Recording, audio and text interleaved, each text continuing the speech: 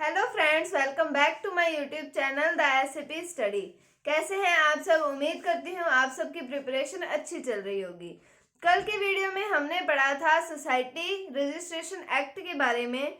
फिर हमने पढ़ा कि प्रजामंडल में सत्याग्रह हुआ था, प्रजामंडल सत्याग्रह हमने पढ़ा था।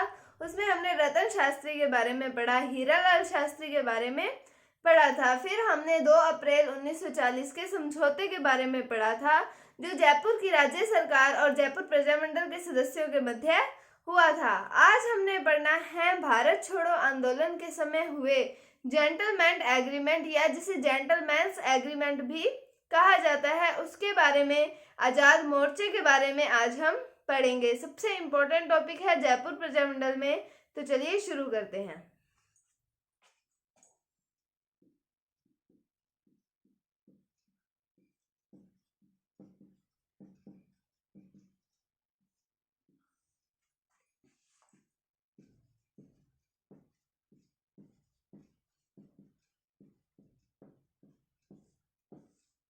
हम बात करते हैं 1940 ईस्वी में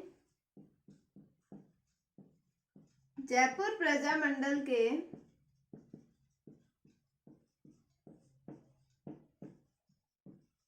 अध्यक्ष बने थे हीरालाल शास्त्री।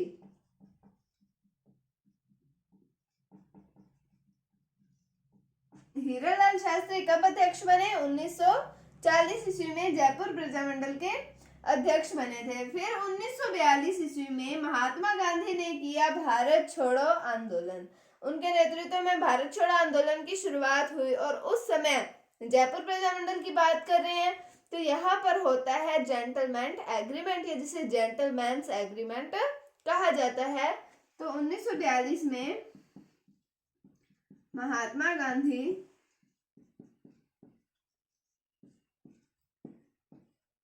के नेतृत्व में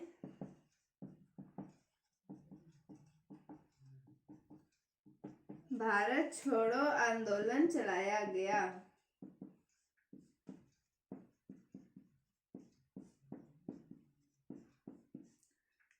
तो इसी भारत छोड़ो आंदोलन के समय में ही, यानी कि 1942 में ही होता है जेंटलमैन एग्रीमेंट। अब हम पढ़ते हैं उसके बारे में।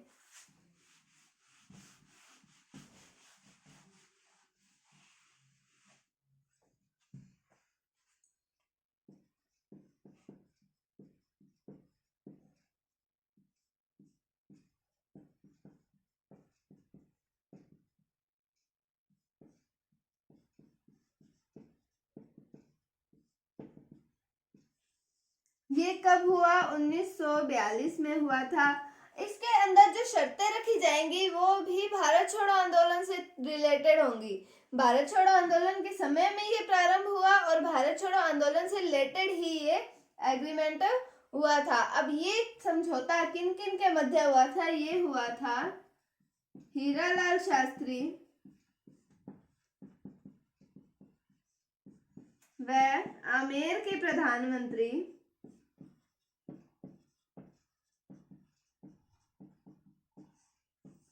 मिर्जा इस्माइल के मध्य।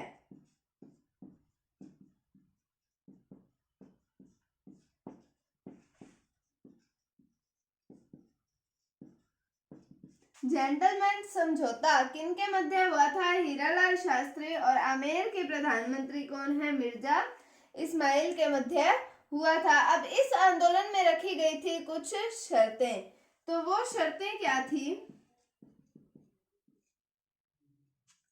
शर्तें थी कि जयपुर प्रजामंडल जो है वो भारत छोड़ो आंदोलन में भाग नहीं लेगा।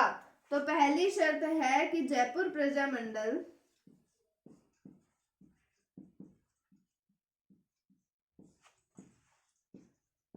भारत छोड़ो आंदोलन में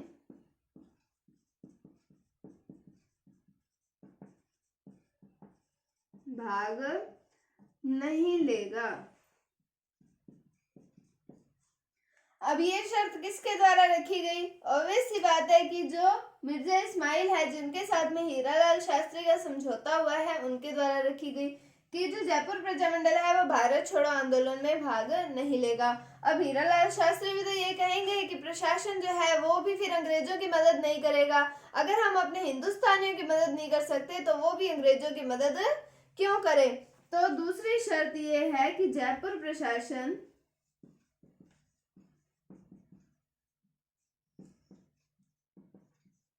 अंग्रेजों की सहायता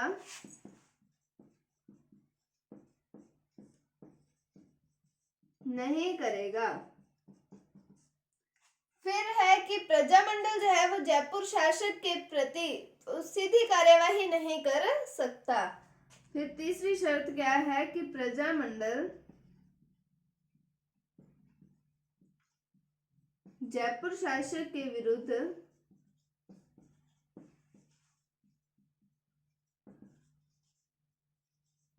सीधी कार्यवाही नहीं करेगा।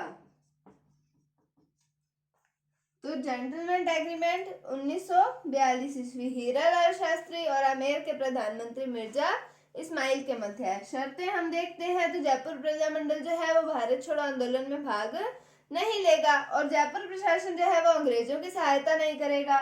फिर हम बात करें कि प्रजामंडल है जो वो जयपुर शासक के प्रति सीधी कार्यवाही नहीं करेगी, उसके विरुद्ध कोई सीधी कार्यवाही नहीं कर सकती, उसे बीच में स्टेप से होकर गुजरना पड़ेगा। तो ये शर्तें रखी गई थी जेंटलमैन एग्रीमेंट के दौरान। मोस्ट इंपॉर्टेंट टॉपिक है, एग्जाम्स में कई बार प्रश्न इनसे पूछा जाता है। जेंटलमैन एग्रीमेंट कब हुआ? 1942 में। किन किन के मध्य हुआ? हीरालाल शास्त्री और मिर्जा इस्माइल के मध्य हुआ था और उसकी शर्तों के बारे में भी पूछा जाता है। अब ये जो एग्रीमेंट हुआ ये कर तो लिया हीरालाल शास्त्री ने, फिर इसके कुछ सदस्यों ने तो इसे स्वीकार कर लिया, लेकिन कुछ सदस्य इसे अस्वीकार किया, वो नाराज हो गए इस एग्रीमेंट से। फिर हुआ आजाद मोर्चे का गठन। अब हम करते हैं आजाद मोर्चे का गठन।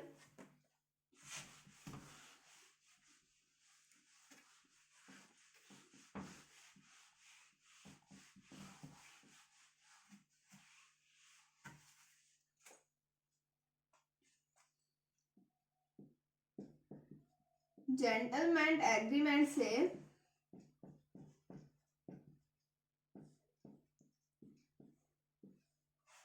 कुछ सदस्य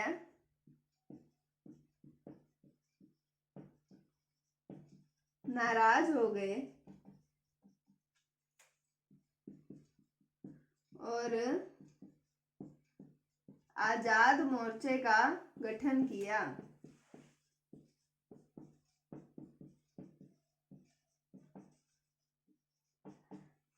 आजाद मोर्चे का गठन कब हुआ? 1942 में ही ये समझौता हुआ था जेंटलमैन, और 1942 में ही आजाद मोर्चे का गठन कर लिया गया। 1942 ईस्वी में इसका गठन किया गया। अब बात आती है किसके नेतृत्व में किया गया? तो बाबा हरीश चंद्र के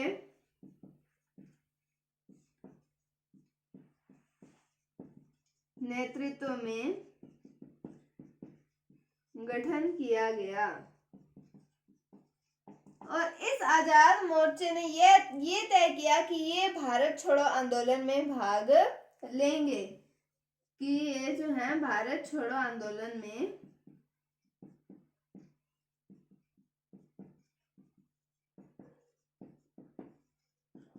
भाग लेंगे। तो अब इसके हम कुछ सदस्यों की बात कर लेते हैं। तो आजाद मोर्चे के सदस्यों की बात करें तो इन सदस्यों में आते हैं चंद्रशेखर शर्मा, राधेश्याम शर्मा, चिरंजीलाल मिश्र,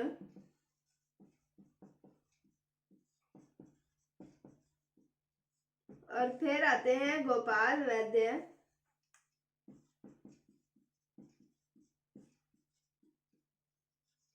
और आनंदी लाल। तो इसके सदस्य कौन कौन आते हैं? चंद्रशेखर शर्मा, राधेश्याम शर्मा, चिरंजीलाल मिश्र, गोपाल वैद्य और आनंदी लाल। तो जेंटलमैन एग्रीमेंट से कुछ सदस्य नाराज हो गए। किसका गठन किया? आजाद मोर्चे का गठन किया 1942 ईस्वी में। फिर बाबा हरीशचंद्र के नेतृत्व में इसका गठन किया गया और भारत छोड़ो आंदोलन में भाग लेंगे ये सदस्य जो हैं आजाद मोर्चे के। फिर सदस्य कौन कौन से हैं? चंद्रशेखर शर्मा, राधेश्याम शर्मा, चिरंजी लाल मिश्र, गोपाल वैद्य और आनंदी लाल। ये है जो हमारा आजाद मोर्चा। फिर हम बात करें, अब हम बात कर रहे हैं कि भारत छोड़ो आंदोलन में भाग ले रहे हैं आजाद मोर्चे के सदस्य, और इसके अंदर और कौन कौन भाग लेता है। हमने कल रतन शास्त्री के बारे में पढ़ा था। तो रतन शास्त्री के द्वारा चलाया गया वनस्थली विद्यापीठ चलाया जा रहा था। वनस्थली विद्यापीठ चलाई जा रही थी कि यहाँ पर छात्राओं का संगठन था जिन्हें शिक्षा दी जाती थी। और वनस्थली विद्यापीठ किसके द्वारा चलाई जा रही थी? रतन शास्त्री के द्वारा।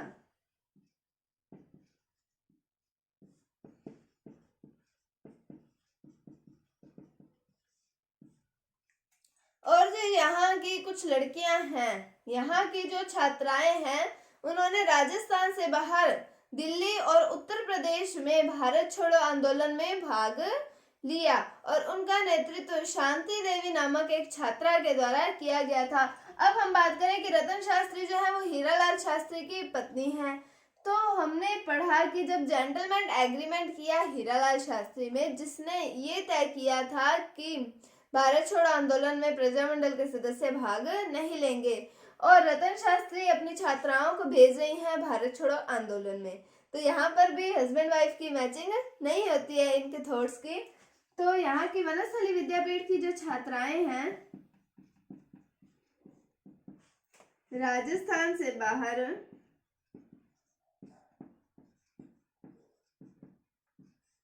दिल्ली व यूपी वाले क्षेत्र में भारत छोड़ो आंदोलन में भाग लेती हैं।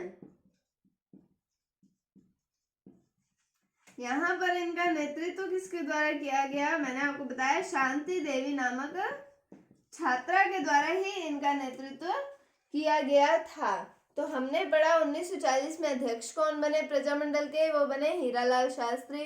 फिर हमने 1942 में जेंटलमैन एग्रीमेंट, जिसे जेंटलमैन्स एग्रीमेंट के नाम से भी जाना जाता है, उसके बारे में पढ़ा। ये भी 1942 में हुआ। हीरालाल शास्त्री और आमेर के प्रधानमंत्री मिर्जा इस्माइल के मध्य ये एग्रीमेंट हुआ था। फिर हमने इसकी शर्तों के बारे में पढ़ा। फिर हमने पढ़ा कि इससे कुछ सदस्य नाराज हो गए थे और उन्होंने आजाद मोर्चे का गठन किया। बाबा हरीशचंद्र के नेतृत्व में इसका गठन किया गया 1942 ईस्वी में, और इसमें यह तय किया गया कि ये भारत छोड़ो आंदोलन में भाग लेंगे। फिर हमने वनस्थली विद्यापीठ के बारे में बात की। रतन शास्त्री के द्वारा चलाया जा रहा था। वहां की कुछ छात्राओं ने राजस्थान से बाहर दिल्ली और उत्तर प्रदेश में भारत छोड़ो आंदोलन में भाग लिया और उनका नेतृत्व किया गया शांति देवी के द्वारा। तो आज हमने पढ़ा जयपुर प्रजामंडल के बारे में। कल हम ये जयपुर प्रजामंडल को कंप्लीट कर देंगे और आगे बढ़ेंगे बीकानेर प्रजामंडल के बारे में। तो उम्मीद है आपको ये टॉपिक समझ आया होगा, आपको इंटरेस्ट आ रहा होगा इस टॉपिक में। अगर आपको कोई भी डाउट है तो आप कमेंट सेक्शन में पूछ सकते हैं। अगर आपको वीडियो थोड़ी सी भी अच्छी लगी है, थोड़ी सी भी हेल्पफुल लगी है, तो इसे लाइक कीजिए, शेयर कीजिए, और चैनल पर नए हैं तो इसे सब्सक्राइब जरूर कीजिए। Thank you, thanks for watching, bye bye.